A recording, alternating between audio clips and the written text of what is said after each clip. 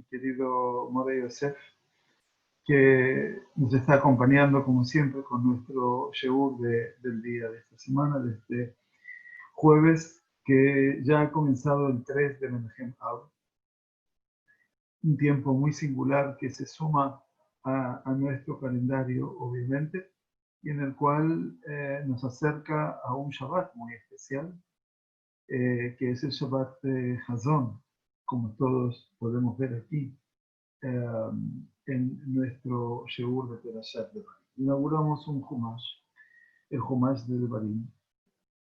Inauguramos también un Shabbat con nombre propio, los dos Shabbatot, que vamos a vivir en la proximidad del tiempo. Son dos Shabbatot muy especiales, este Shabbat Hazón y el Shabbat próximo, Shabbat Naham. Nuestro Sheur siempre está dedicado a la bendita memoria. No encuentro el archivo, por eso me animé solamente a poner un recuerdo particular, pero siempre estudiamos Leilui Nishmatam de la señora Rachel Batleib, de Rachel Weizmann Bat Israel y del señor Meir Neuach Ben Amelia, Nishmatam Seura B'Tzurahaim, en el año de su desaparición física. Que por muchos años la familia tenga el mérito de poder recordarlos y evocarlos con mucho amor y con mucha sensibilidad. Hoy el Sheur lo quiero dedicar a Patricia Freidenberg, Zichronah Libraja, que se fue de este mundo el 5 de Menachem Av de 5768, ya hace 12 años atrás. Patricia fue una mujer que me inspiró a mí, en lo personal, a cambiar toda mi perspectiva de vida con respecto a un tema que hasta ese entonces parecía alejado de mi realidad, de mi rutina y de mi concepción del sufrimiento. El tema eran las adicciones, a drogas, al alcohol, a las personas, en fin, todo lo que uno puede imaginar. Patricia fue la mujer que me abrió las puertas de todos los grupos de narcóticos anónimos y alcohólicos anónimos en Buenos Aires, donde conocí allí a un arsenal de Yehudim que estaban ya perdidos en su camino, enfermos muchos, pero otros queriendo recuperar un poco su identidad judía.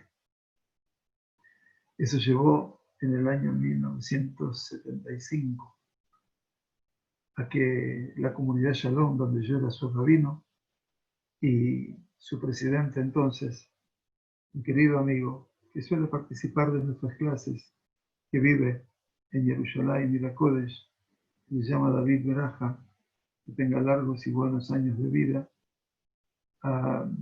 Abrimos por primera vez en una comunidad judía. Hasta ese entonces todos nuestros hermanos judíos estaban en parroquias, en iglesias. Abrimos el primer grupo de narcóticos anónimos de NA y de AA en el seno de una sinagoga. La promotora fue Patricia Freidenberg, Zichronah Libraja. Incesante cantidad de gente, centenas de personas se sumaron a esos grupos y allí descubrí el tesoro y allí empecé a estudiar mi nueva profesión como psiquiatra, que era poder conocer un poco el mundo de las adicciones. Y allí empecé a estudiar y a hacer cursos de posgrado hasta hacer un nuevo doctorado en prevención y asistencia de adicciones. Así se creó Maor, Retorno a la Vida, en Argentina, institución que funcionó hasta el corona prácticamente, porque, bueno, todas las instituciones lamentablemente fueron no desapareciendo, pero sí alterando su funcionamiento presencial, tratamiento, etc. Patricia falleció de su cirrosis hepática, pero dejó un sello enorme en nosotros. Primero por su esperanza, por su optimismo, por su capacidad de hacer teshuvah, por su capacidad de mostrarnos que nunca se está vencido, aún vencidos, ¿no? Y por eso, el 5 de Menachem Av, hace 12 años, se fue muy joven de este mundo, dejando a su hija, con quien seguimos en contacto, por supuesto. Y habiendo transitado un camino que, bueno, la recordamos. Les pido disculpas por la evocación a nivel de lo personal, pero si uno llegó a ser alguien en la vida, cosa que no es mi caso en particular, pero si uno llegó a ser alguien para alguien en la vida, yo se lo debo específicamente a ella. Por todo lo que representó, cambiar mi perspectiva, quitar los estigmas que tienen todos también con los adictos y los drogadictos. Todos ellos pasaron a ser parte de mi mesa familiar, cada Shabbat. Mis hijos pequeños sabían que había 20 personas y todos ellos tenían problemas de adicciones. Y todos ellos, Baruch Hashem, se recuperaron. Y todos ellos, algunos ya viven, por supuesto, y otros fallecieron. Pero bueno, el recuerdo de ella es un recuerdo muy fuerte. Así que su memoria, mamás, esté planteada en este recuerdo. Muchas gracias, les pido disculpas por tanta evocación, pero creo que Patricia se lo merece, porque murió en silencio. Muy bien, Perashat Devarim nos invita a un escenario fantástico. Shejina medaberet mitoch gerono shel Moshe. Nos dicen los Jajamim que la Shejina, nada más y nada menos, la presencia divina, habla desde la garganta de Moshe. Tefilá Moshe Isha Elohim. David Amelech dijo, Moshe llega a ser el hombre de Dios. Y Akadosh Baruj Hu habla desde su boca. Y en este caso, este libro de Devarim nos hace compartir los últimos 36 días de la vida de Moshe. Hoy en día, que sentimos a veces que nos pasa el tiempo por encima, ¿qué significa un mes en la vida de una persona? En la vida de un recién nacido es toda una vida. En la vida de una vida de 120 años, como Moshe Rabbeinu, un mes parecería ser insignificante. Sin embargo, Moshe Rabbeinu, lo jata no, sus ojos no se vieron reducidos en su capacidad visual, no sufrieron de disminución visual, no se apagaron los ojos, cataratas. Velonas lejó, su mandíbula tampoco se retrajo. Moshe Rabbeinu mantuvo hasta los 120 años un escenario vital increíblemente fuerte, único. Y así nos dice la Sagrada Torá este tiempo, un tiempo realmente maravilloso, en el cual Moshe Rabbeinu se dirige a todo el pueblo de Israel para enseñar. 36 días enseñando. 36 días sin cesar de hablar.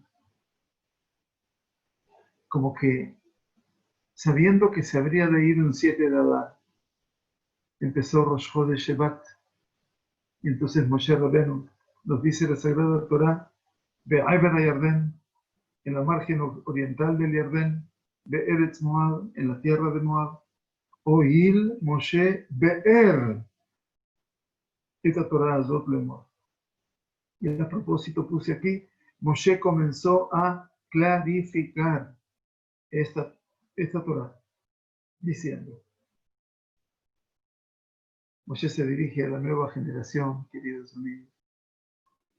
Moshe se dirige a aquellos que eran pequeños cuando salieron de Mitzrayim y hoy ya tienen 40 años, 29 años, 42 años, 45 años.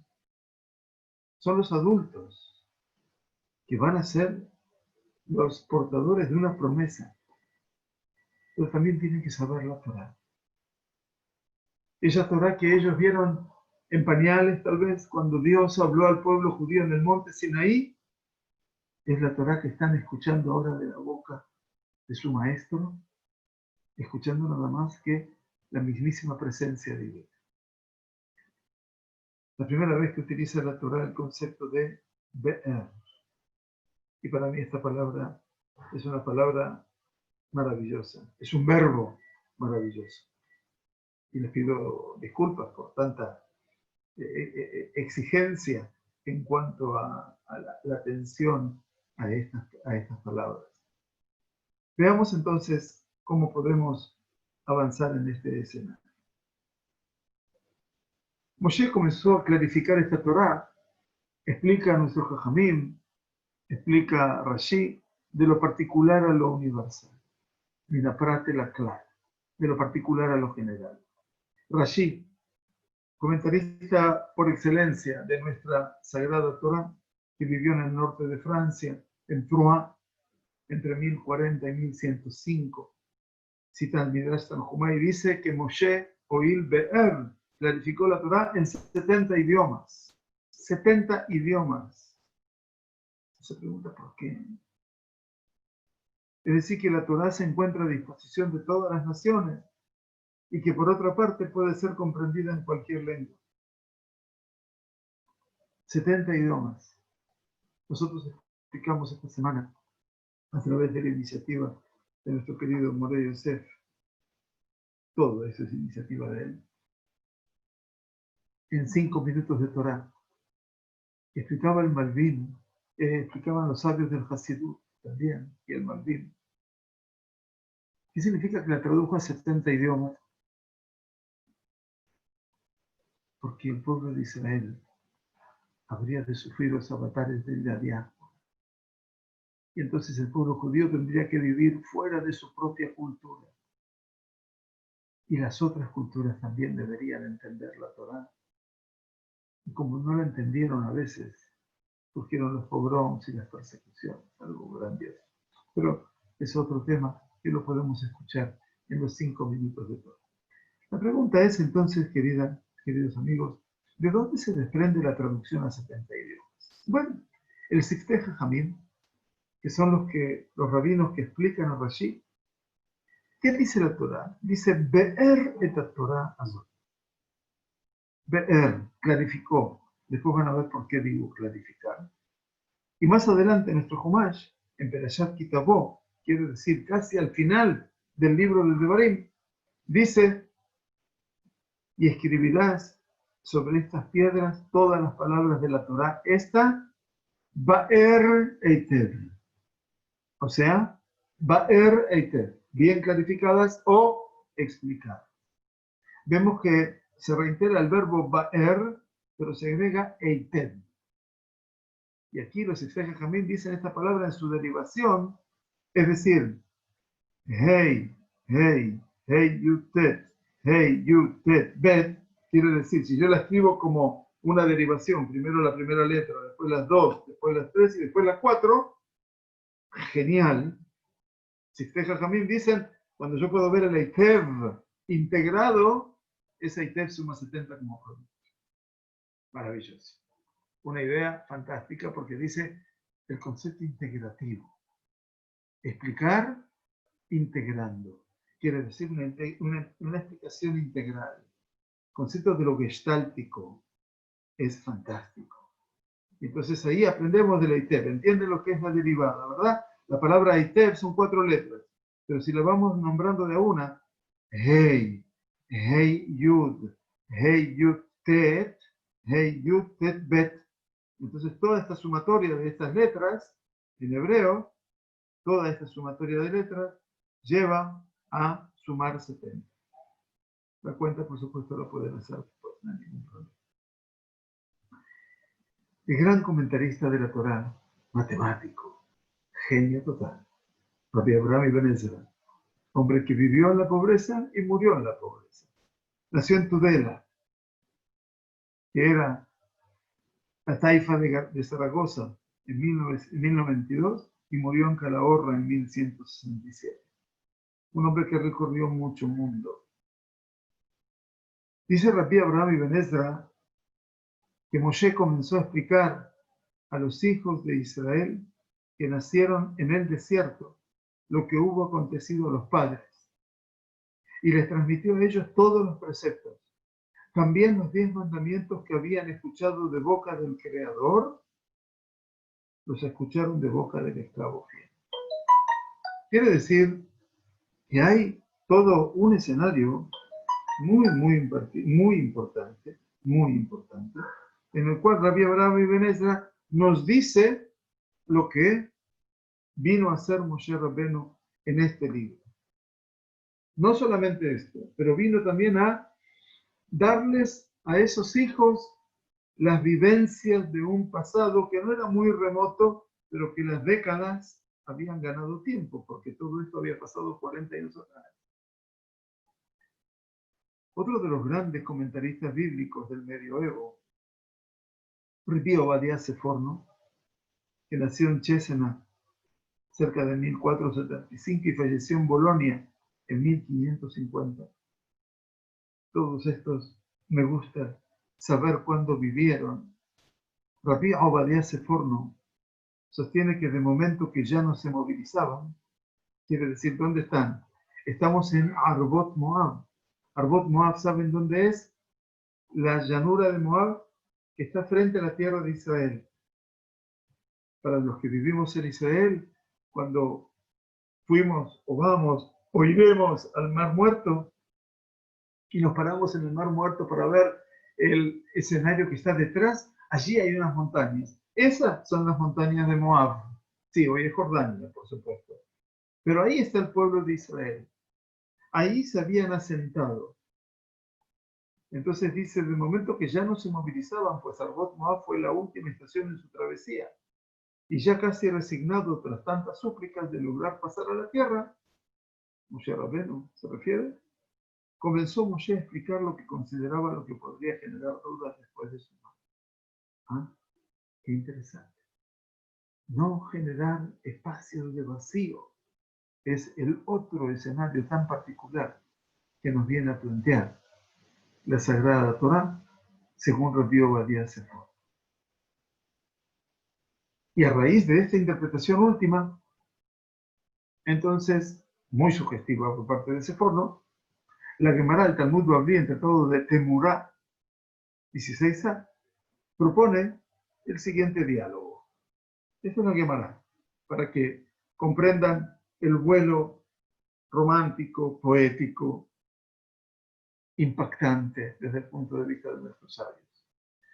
Moshe comenzó a explicar la ley preguntando a todo Israel: ¿hay alguien entre vosotros que haya olvidado alguno de los versículos o capítulos sobre las prescripciones que os he enseñado? Si es así, que venga conmigo a aprenderlas durante el tiempo que me resta de vida. No creáis que mañana vendrá un profeta después de mí para explicarlo.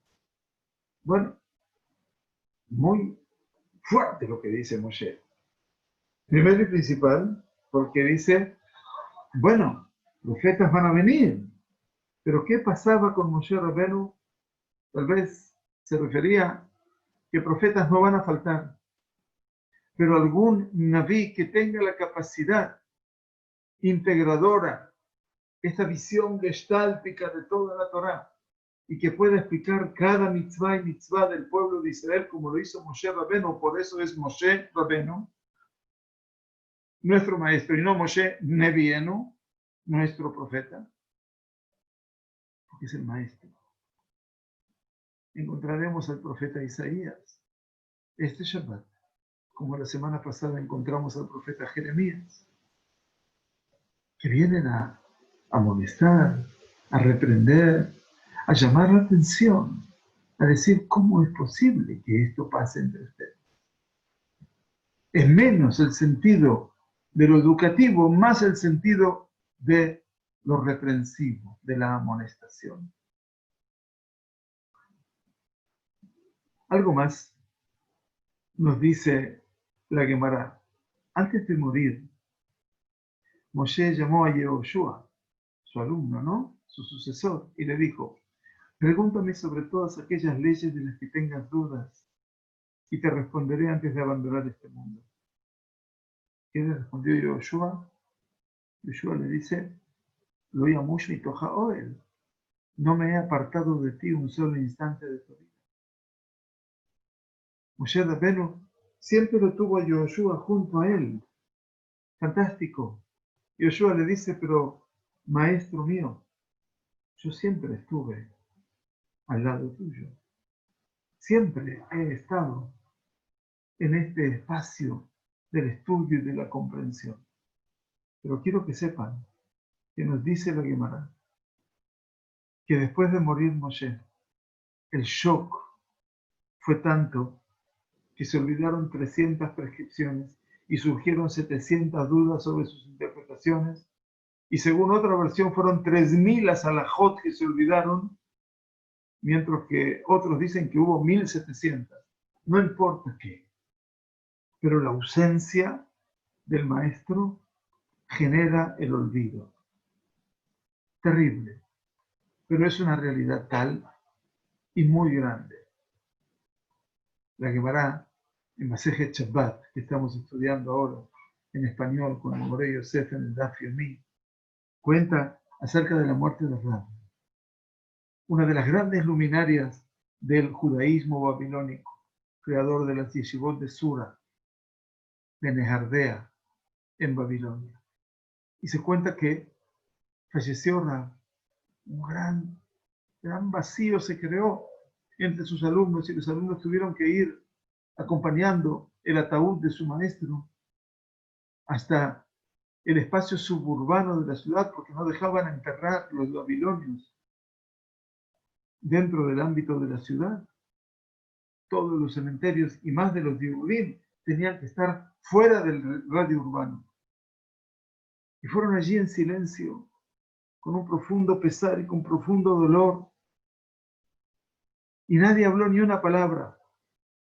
Enterraron a su maestro. Dijeron palabras de canto, de dolor, de elegías, perdón, no de canto de duelo.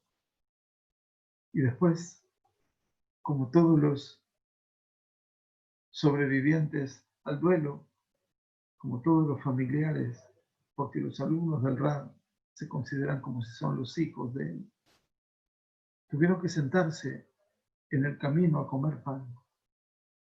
La Seudat Abraham, la comida de reparación. La Gemara cuenta que en ese momento se sentaron y de repente les agarró un pavor total, un pánico total. Se quedaron blancos, estupefactos, y uno se puso de pie y dijo, Rab met, ubirkat hamazon lo lamad. Rab murió y la bendición de las comidas no aprendimos. Por supuesto que la Gemara es un deleite. ¿Qué quiere decir que no aprendieron Birkat Hamazon? Lo primero que aprende un niño pequeño es Birkat Hamazon. La ausencia de su maestro era tal que hasta produjo el olvido de lo más simple. Birkat Hamazon. Ese es el shock que genera la ausencia. Y por eso cuando murió Moshe Rabbeinu, se olvidaron tantas prescripciones. También la Gemara nos dice que gracias a Oteniel ben Kenaz, que era el hermano menor de Caleb ben Yefuné, de ese hombre, pro-hombre de la época de Moshe Rabbeinu, Oteniel ben Kenaz de la época de los jueces, todos los casos sobre dudas se pudieron solucionar por el método de Pilpul a Torah, es decir, el análisis estricto de la Torah. Qué interesante.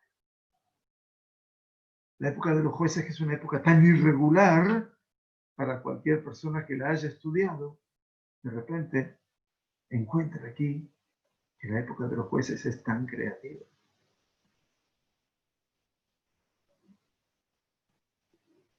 Nos dice la Gemara de Temurá, durante el duelo de por Moshe, Am Israel le pidió a Yehoshua y luego a Pinehas, que es la autoridad sacerdotal, se las volvieran a enseñar, pero ellos no pudieron hacerlo, ya que después de la muerte de Moshe, ningún profeta fue capaz de intervenir en favor de una nueva ley.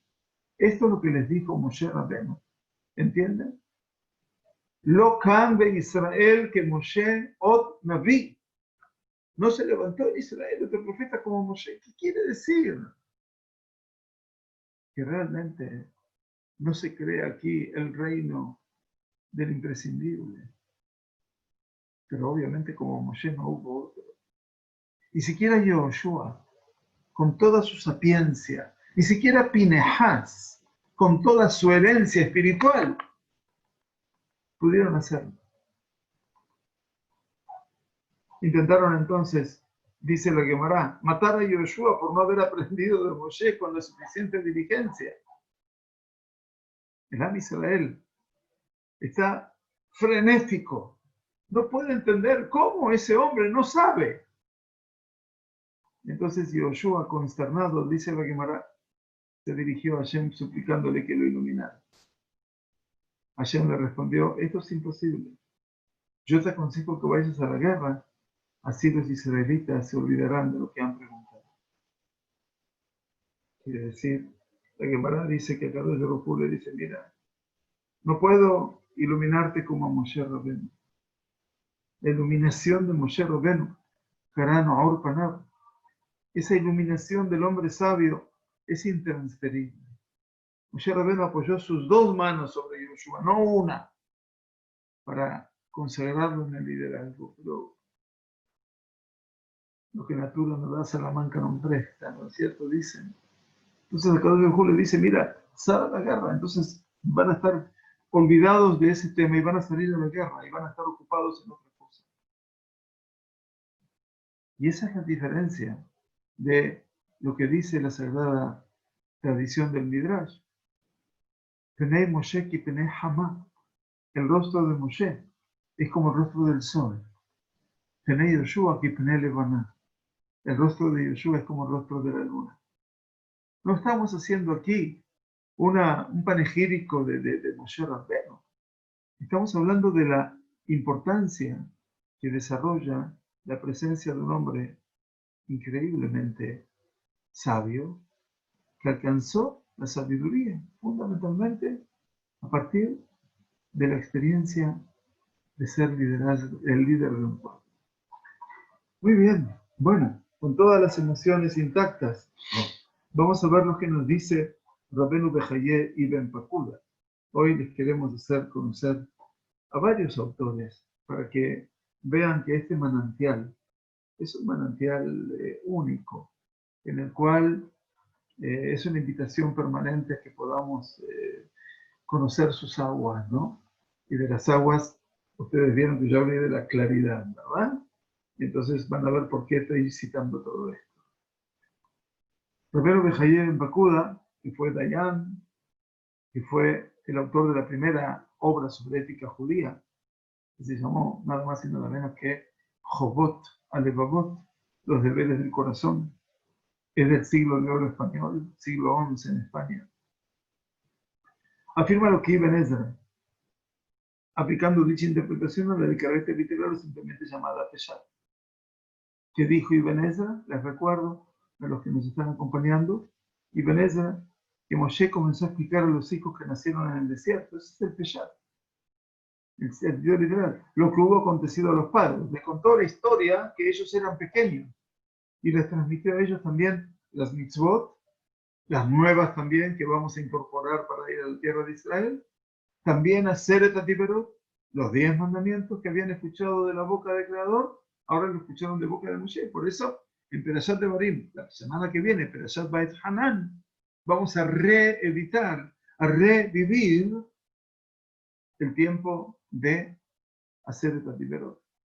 Rabbeinu Behaye Ibn Pakuda afirma que Ibn Ezra, afirma lo que dijo Ibn Ezra, aplicando dicha interpretación a la de carácter literal o simple. Sin embargo, agrega, dice Rabbeinu Behaye, que según la óptica del Midrash, que ya no es el sentido literal, es el sentido ya subjetivo, explicativo, pero a nivel subjetivo, El Midrash hace hincapié en el aspecto que Moshe Rabenu explicó con claridad la Torá de Eretz Moab. Explicó con claridad, Be'er, oíl Moshe, Be'er, esta Torá. ¿Se acuerdan cómo comenzó el pasú que citamos? Perdón. Be'eber a Yardén, en la margen oriental del Yardén, Be'eretz Moab, en la tierra de Moab, oíl Moshe, Be'er, esta Torá de Moab.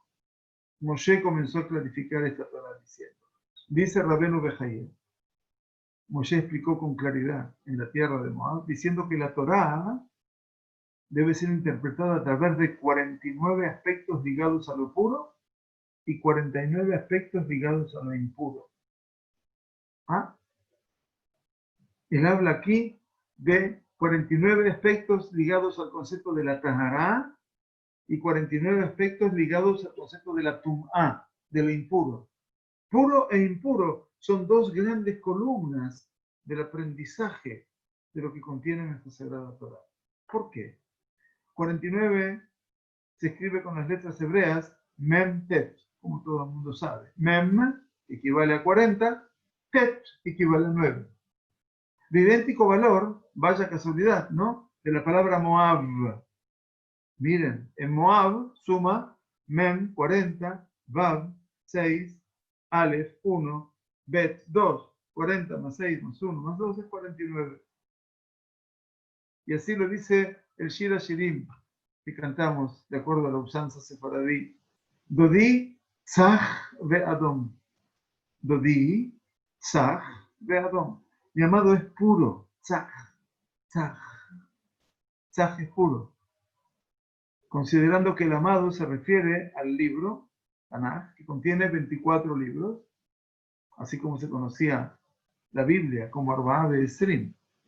Ustedes saben, ¿verdad? Yo siempre cuento, mi papá, Alaba Shalom, no era muy especialista en nada. Tenía los conocimientos que había elevado de una fuente increíblemente sagrada como fue la vida de mi abuelo Mordejai Maharaví, que no conocí.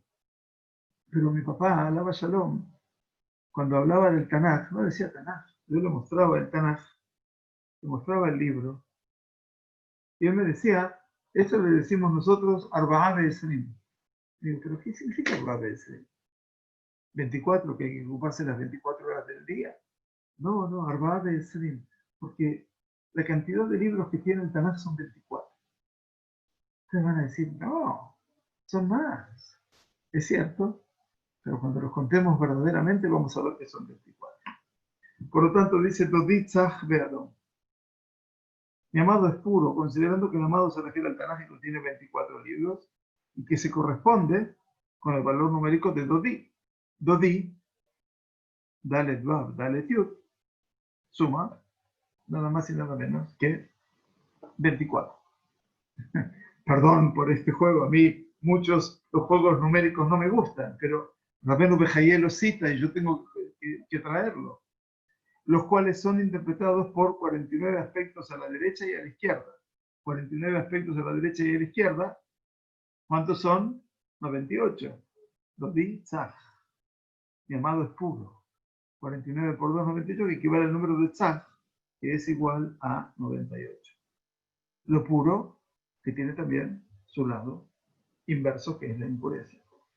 Maravilloso. Moshe Rabenu Be'er Eitel explicó con claridad y puso delante de ellos estas dos columnas esenciales para comprender el escenario de la pureza y de la impureza. Creo que es emocionante. Llegamos a un sabio del siglo XIX, Rav Shimshon Raphael Hirsch, Zecher Tzadik Libraja, Frankfurt, 1808-1888.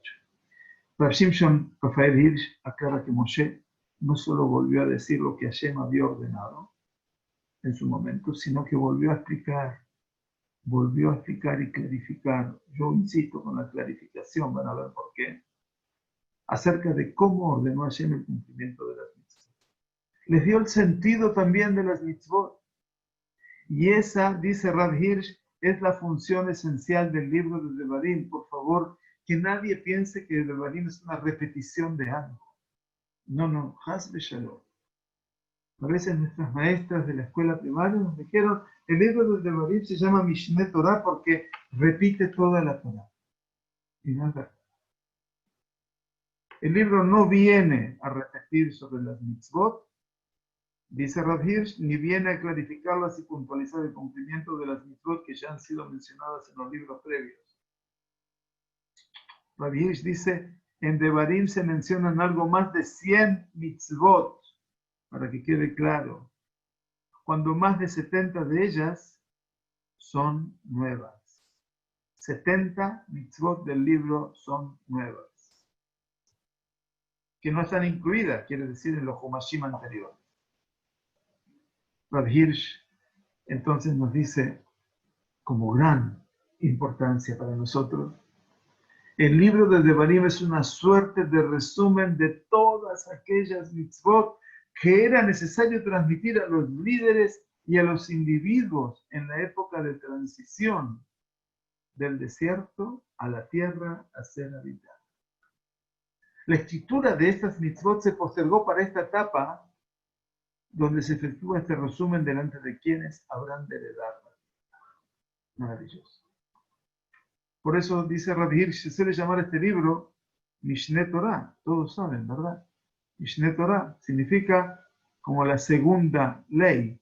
Por eso se lo llaman en griego Deuteronomio, segundo a la ley.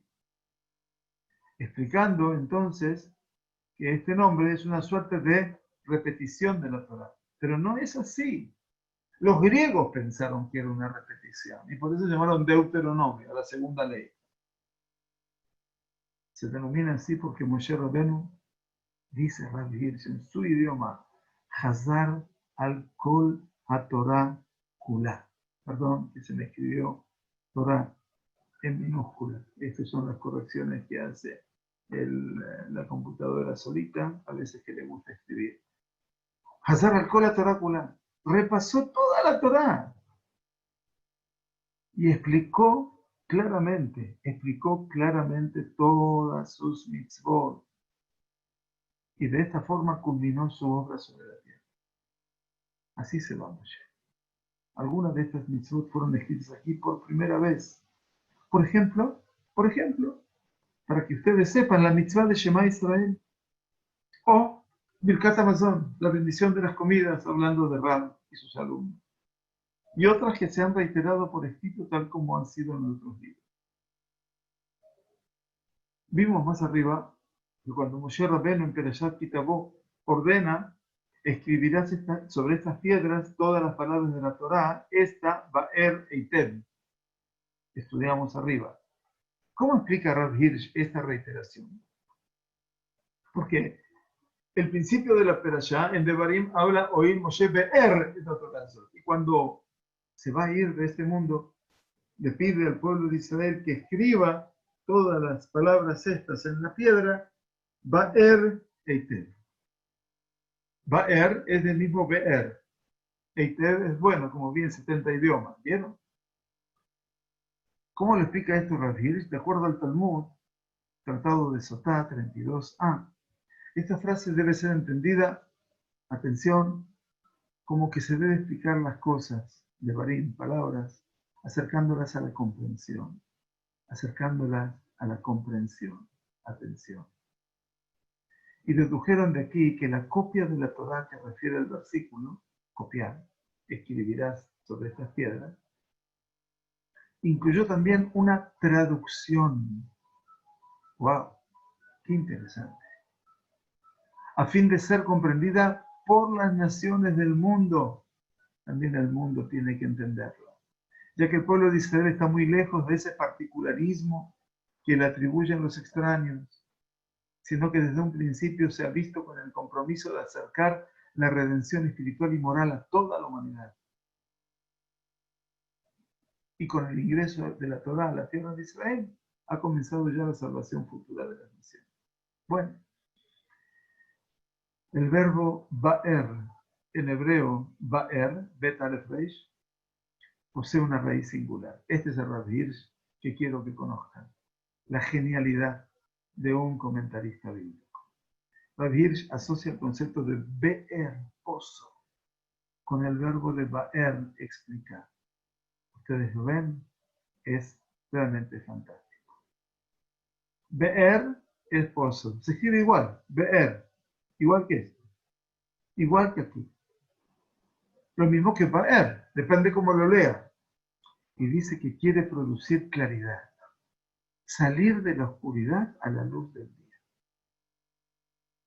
Si tomamos be'er como recipiente para las aguas profundas, la única manera de alcanzar esas aguas es internarse en el pozo o fuente y abrevarlas.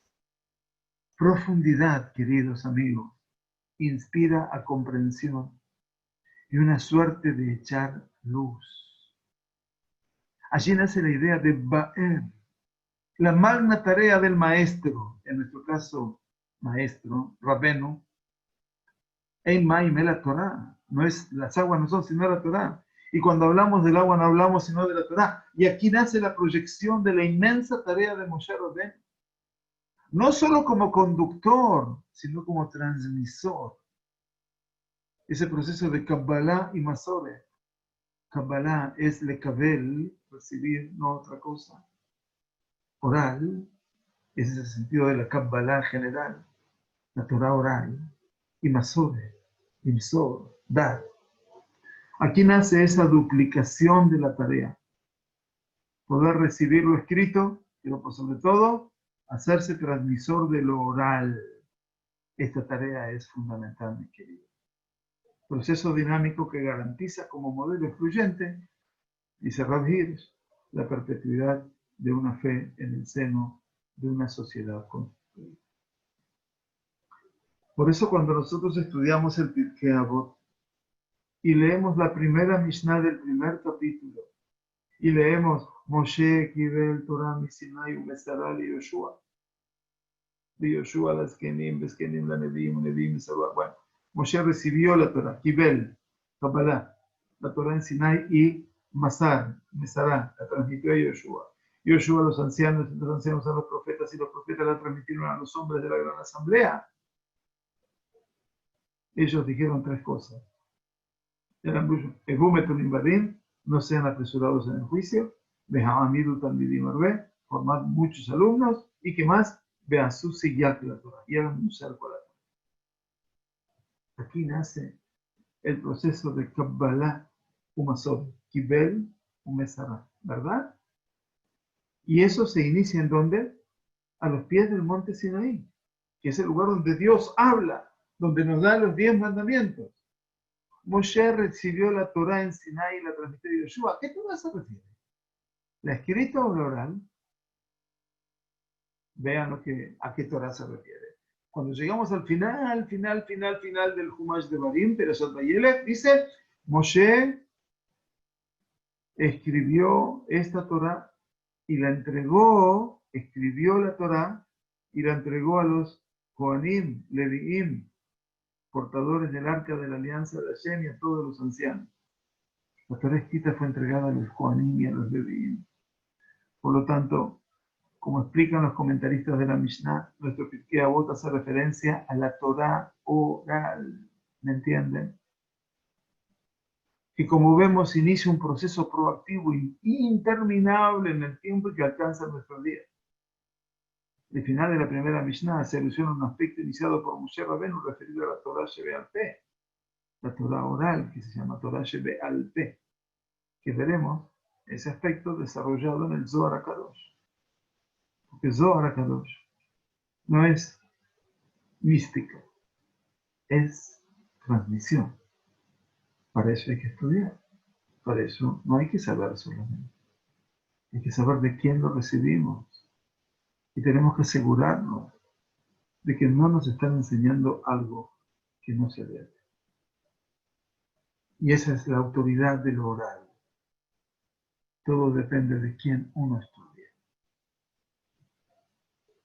Así el estudio de la Torah oral, Torah Shebe'al Peh, comenzó enseguida, dice, de la muerte de Moshe. ¿Ven ustedes? Esta es la base fundamental de la Torah misma. Porque Moshe nos había dejado un ejemplo. ¿Cuál es, por ejemplo? Shemot 19:10, antes de la entrega de Aseret HaDiberot.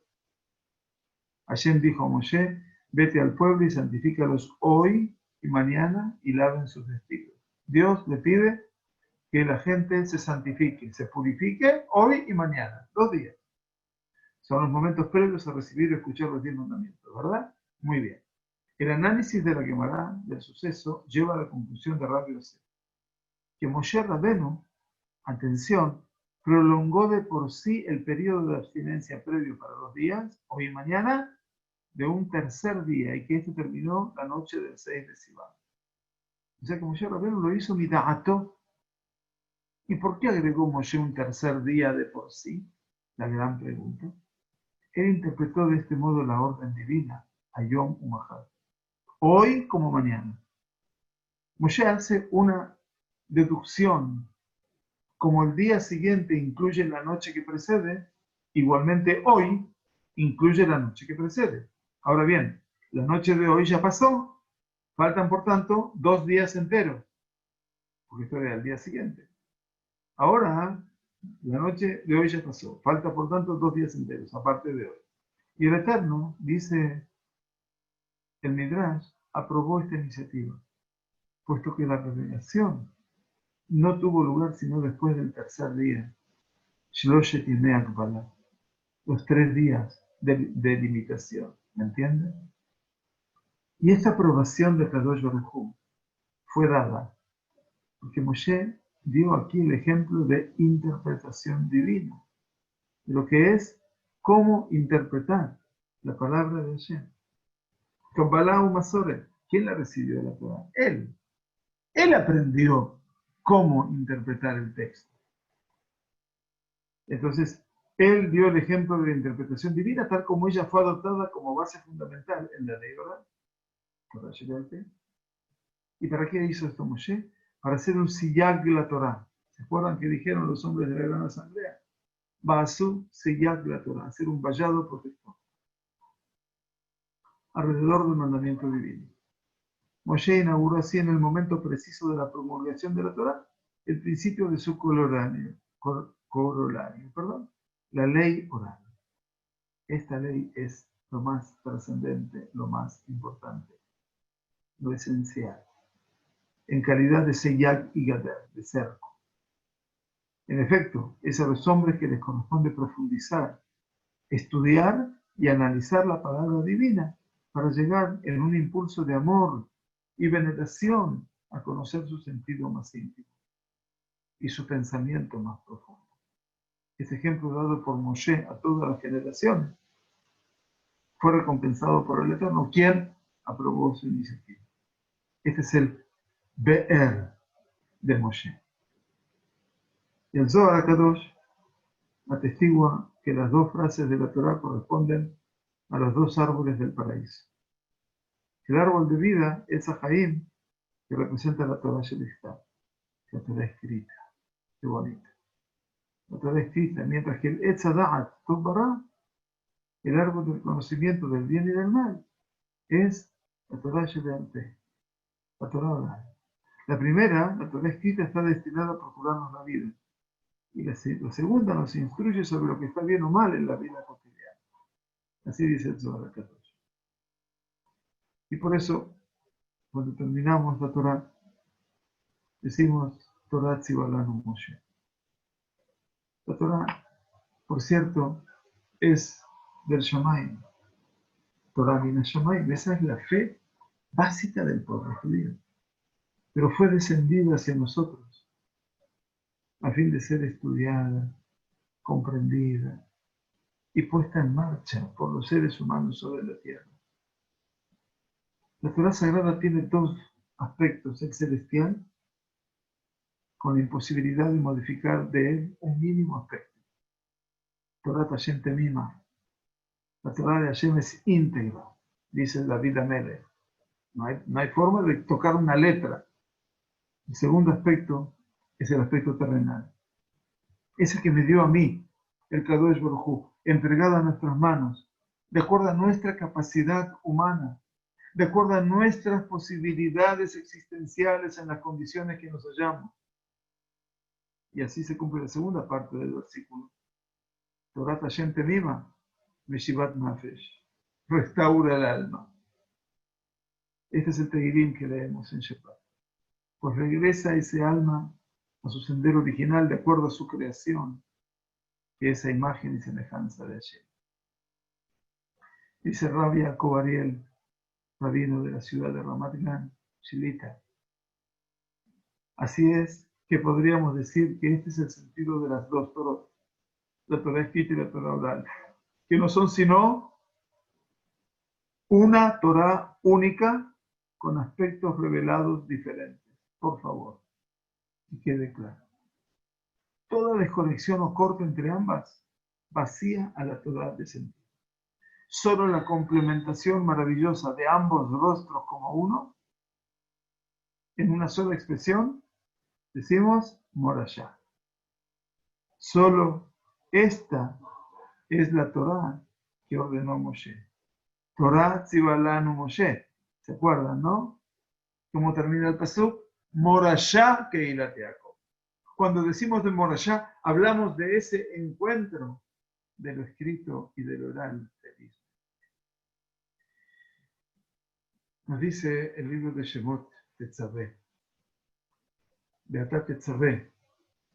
Ordenarás a los hijos de Israel que te traigan de Ikú Eleja, te traigan a ti, a Moshe, Shemen Zait Zachtatit Lamaor, aceite puro de olivas machacadas para el alumbrado, para hacer arder continuamente la velas. Veo el Moed en el tabernáculo de reunión, afuera del velo, mi justa paroje que está delante del testimonio, Shem Justa Edut. Las pondrán en orden a Aarón, las velas, y sus hijos, para que ardan delante de Hashem desde la tarde hasta la mañana. Hablamos de una menorá, como estatuto perpetuo de los hijos de Israel por su generación. La pregunta de nuestro Jajamim es, ¿por qué fue dicho que te traían? Veikhu Eleja, ¿qué te traían? Enseñaron los Jajamim. La presencia de Hashem en Israel fue uno de los pedidos principales de Moshe Rabbeinu a la Shabbat. Y acerca del fuego perpetuo, Nar Tamid fue acelerado. Testimonio es para todos los habitantes del mundo que la Shejinah habita en Israel. El encender la menorá desde la noche hasta la mañana fue tarea de Aarón y sus hijos, pero de acuerdo a las palabras de nuestro Jajamim, el elevar el fuego perpetuo se relaciona con el deseo y pedido singular de Moshe, ya que por su mérito ese fuego perpetuo ardía. Y de esa manera cumplió el Todopoderoso con la voluntad de Moshe, y por eso dijo, Veikhu Eleja, que te traiga. La luz de la menorá simboliza la luz de la Torá, como dicen los Jamim de Torah Or, y la Torá es la luz, dice el libro de Mishlei. Y Moshe Rabbeinu entregó su vida por la Torá, y tuvo el mérito que Hashem le llamara por su nombre. El último profeta de Israel, Malachi, dice, Zichru Torah Moshe Abdi. Recuerden la Torá de Moshe y servidor. De manera tal que al estudiar Torá debemos vincularnos indefectiblemente con el alma del pastor fiel. Zichru Torah Moshe Abdi.